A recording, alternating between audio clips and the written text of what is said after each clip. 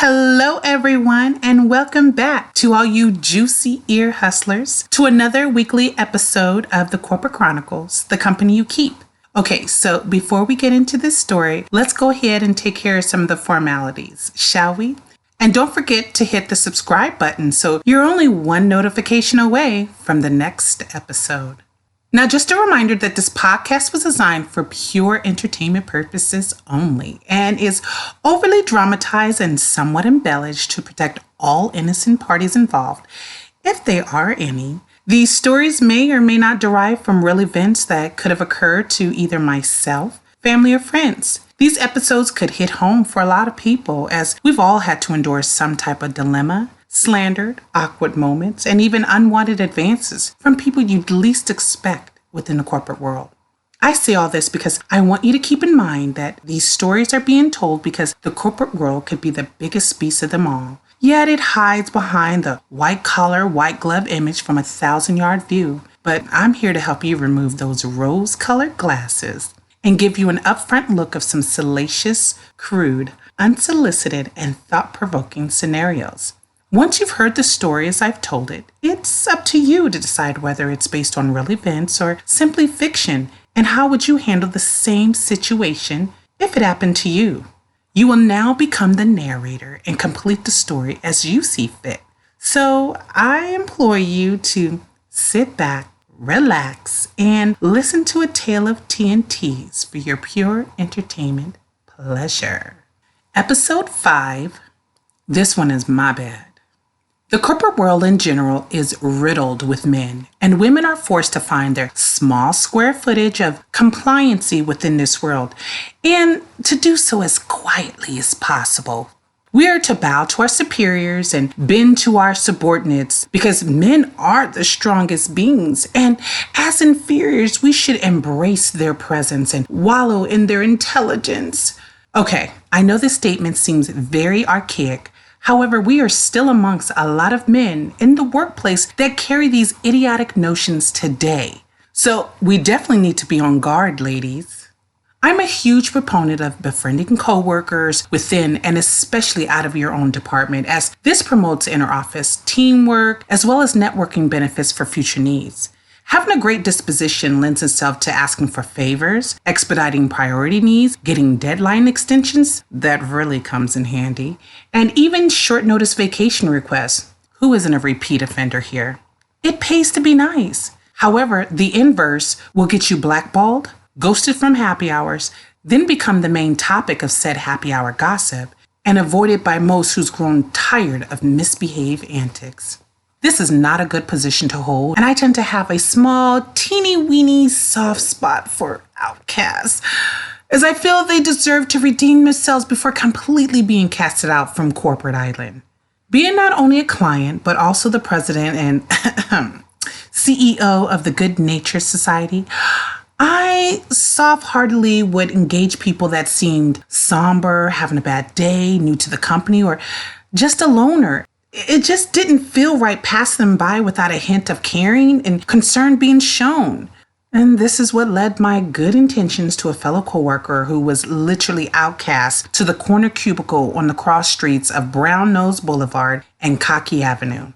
You would have thought I would have been blinded by the flashing lights in front of me, but as mentioned previously, I'm a sucker for second chances. Now, in my defense, I never pursued others and gathering details as to why he was loathed and detested by his teammates. I've heard some hearsay in passing, but just knew that he appeared to be lonely after meetings and especially during lunches. It sort of tugged at my heartstrings. Besides, he seemed like a very intelligent, hardworking, ladder climbing individual who had his sights on being a manager and was willing to pay his dues to get there. I couldn't deny him of setting a goal and going after it. After all, isn't that what the American dream is all about? Or was at some point in time? Just replace setting a goal with becoming a social influencer and switch American dream to world renown, and it's a spitting image. And he had never did anything to me personally, so I couldn't judge based on others' actions towards him. It wasn't fair of me to do so, and I'd want someone to give me a fair shake if need be. So I begin my courtship of friendship by sitting next to him in meetings and discuss talking points that were made or engaged in a friendly chat whenever at the coffee pot awaiting a fresh brew. It was very harmless and pleasant. He even had a sense of humor that I could actually relate to as well. I have to say, I almost misjudge him because our conversations deduce that he's a family man, has a secondary education, and came from humble beginnings, which could easily lay the groundwork as to why he's so driven. We started walking to meetings together, had partnered up on projects, and would even lean on each other for advice if troubleshooting became too cumbersome. He started to move up in spaces and quickly becoming my go-to guy. In recalling our first joint project, he was so amiable in making sure he concluded with his portion of the assignment, and it almost made me change my views on joint ventures. I had some previous projects to where my partners would always fall short on their piece by being too busy or not putting forth the efforts needed, therefore allowing me to carry the full load. So needless to say, I was a bit hesitant to take on another disastrous dud duo, but he was willing to stay late to ensure our assignment was completed and on time. Trust me, this newly found friendship didn't escape the stares of office objectors and had its consequences. If I was ever from under his gaze, my coworkers would saddle up next to me and question my sanity of his friendship. They would reassure me that he's conniving, a backstabber, and would throw me under the first bus out of Dodge without a passing thought or a twitch of an eye. They made me aware that they too mistook his sporadic bouts of kindness to mean more to his character, but his slick tongue and ways proved he's still nothing more than a garden variety snake. He's not even worthy of being associated with a rattlesnake because at least they warn you first before they strike to kill. Whenever confronted by one of my teammates, it would always position me into a self-doubt as I did trust their experiences and having a right to vocalize their distress enforced by him, but this also made me very torn. It additionally enabled hope that perhaps my befriending him at an exiled stage had a good influence to which it may have rotated his views into a 180-degree new outlook. Anything is possible. I definitely heeded their warnings, but continued my associating with him with a closely guarded side-eye of his movement. I told myself that I wouldn't react until he lashed out and took a strike against me first because his kindness was still above board.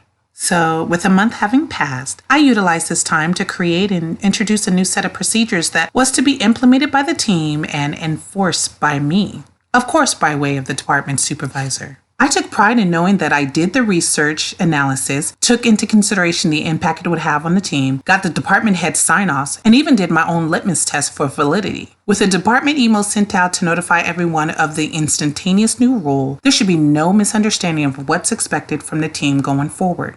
I was especially excited because this was an idea I birthed, and it was good to see it growing legs and taking off. The next day, there was an all-hands meeting that was mandatory, and usually because of the nature of our department, we took our laptops everywhere with us. Before attending the meeting, I ran a report and saw that my good friend forgot to follow my new procedure and proceeded with his project while skipping over my process. Well, with this new rule, it's to be expected that it would take some people time to incorporate into their programmed routine, so this wasn't a complete shock to me. I'll just remind him in the meeting. With a packed house, we didn't have the flexibility to sit next to each other, so I decided to just go ahead and DM him instead, letting him know that he inadvertently forgot the new procedure and I'd need him to go back and implement as quickly as possible. I even inserted a smiley face as to not to come off like a jerk. I intuitively glanced across the room to see his facial response, and I noticed he looked unmoved by my message, then proceeds to ignore it. Well, this is new to me, but hey, maybe he's just so consumed by the speaker that he'll address me afterwards. Then I see the swift movements of his fingers and the scrunch of his brows and realize that something was wrong. In rereading my message to ensure I kept to my politically correct verbiage, his DM came through and my eyes jumped down to read it. He informs that this rule doesn't pertain to him as his project was initiated prior and doesn't have the time to implement even if it was a new project. I immediately responded and advised that this procedure covers all projects, which pertains to his current one and will still require him to implement. No smiley face inserted here.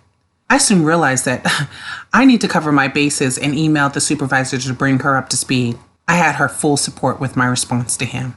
He then jumps out of his seat and leaves the room in a huff, and I was completely floored. And after a 12-minute departure, he stomps back in and flops back into his chair. Then out of the blue, the supervisor DMs me and tells me that he won't be implementing the new procedure and she'll explain after the meeting. I was livid. I couldn't believe this grown-ass man had a temper tantrum in the middle of a meeting and got his way. This was the craziest shit I've ever seen. I mean, just be an adult about it.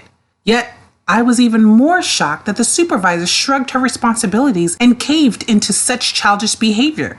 I couldn't figure out what was worse. The meeting let out, and I dashed over to her desk to inquire of her change of mind when she was the one who insisted I enforce the new rules, no matter what. I guess I'm the one who had a blonde moment and didn't realize that there's always a small disclaimer message that I should zoom in on before proceeding with caution from my boss. She apologized for sending mixed messages, but said that he was so upset and ready to complain to her boss that she decided it wasn't worth the fight. She continued that he felt like I disrespected him by demanding that he implemented the new rule and feels like I overstepped my boundaries. Wait, what?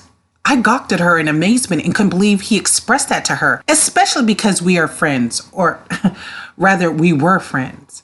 I propped open my laptop to expose the full message exchanges I had with him and dared her to find anything that suggests disrespect. She tried to turn away the gesture and advised that she has full confidence in me, but I insisted on her reading them for my own peace of mind.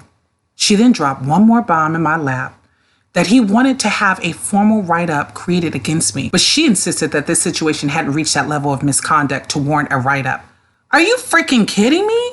He went as far as trying to get a mark placed on my record because I was doing my job? What was happening? Was he jealous that I got recognized for creating a department change that would affect how we operate going forward? It's not like he acknowledged my win after the notification was sent out. Or maybe that I, being a woman, was the driving force in having him adjust to major changes in his repertoire that he deemed should have come from a man of a higher position. Because let's be honest, he showed the same lack of respect that he provided to me to our supervisor by taunting he'll report her to her boss, who by no coincidence is a man. Is this what the world is coming to, where men can challenge women of any department level stature with no regards to policy and procedure just because they don't like what a woman says or does? Should they be allowed to falsely report a woman simply because we can overshadow a man at times when given the proper space, which leads to feeling of intimidation?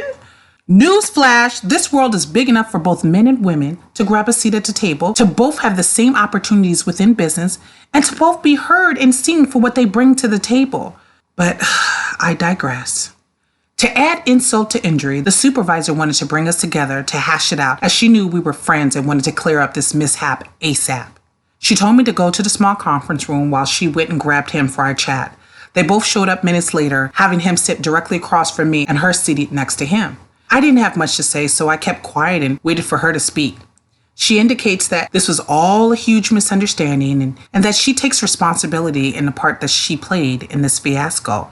However, would like us to reconcile and get back on the same page. Sitting there with his arms crossed and face reminiscent of a spoiled toddler, I explained that I was only doing my job and had no ill will towards him. He continued to sit there stewing in his thoughts, which allowed me the time to remember all of what my coworkers had warned me about with this guy. He's a snake and he'll never change. He literally bit the hand of the last person in our department who was willing to talk to him and provide a comforting ear.